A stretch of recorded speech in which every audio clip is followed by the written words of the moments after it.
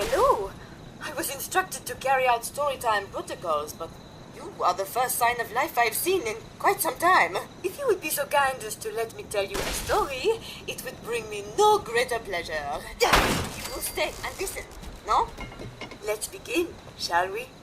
There was once a young girl named Little Red Riding Hood, whose grandmother was sick, so she made up a basket of goodies to deliver to her.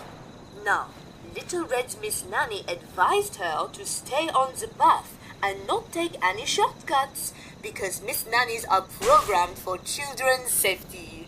But it was starting to get late, and Little Red Riding Hood chose to take a shortcut so that she could get to her grandmother in time. Big bad wolf saw the girl and started following her. Suddenly, he appeared in front of her and asked where she was going. I'm going to my sick grandmother's house on the other side of the forest with this basket of goodies, the naive girl replied. The wolf suggested that Little Red Riding Hood pick some nice flowers to bring to her and showed her a nearby meadow where she could do that.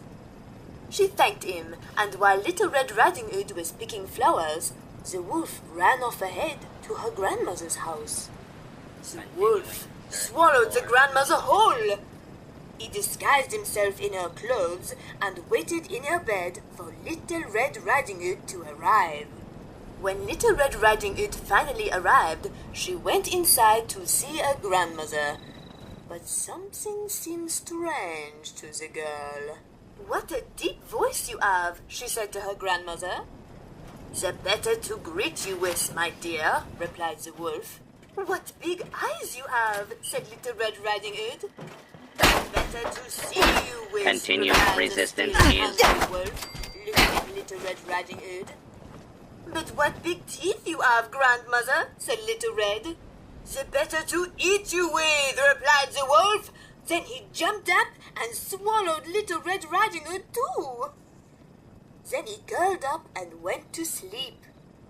Just then, the Miss Nanny burst through the door. She cut open the wolf's belly with her saw, freeing Little Red Riding Hood and her grandmother. The end.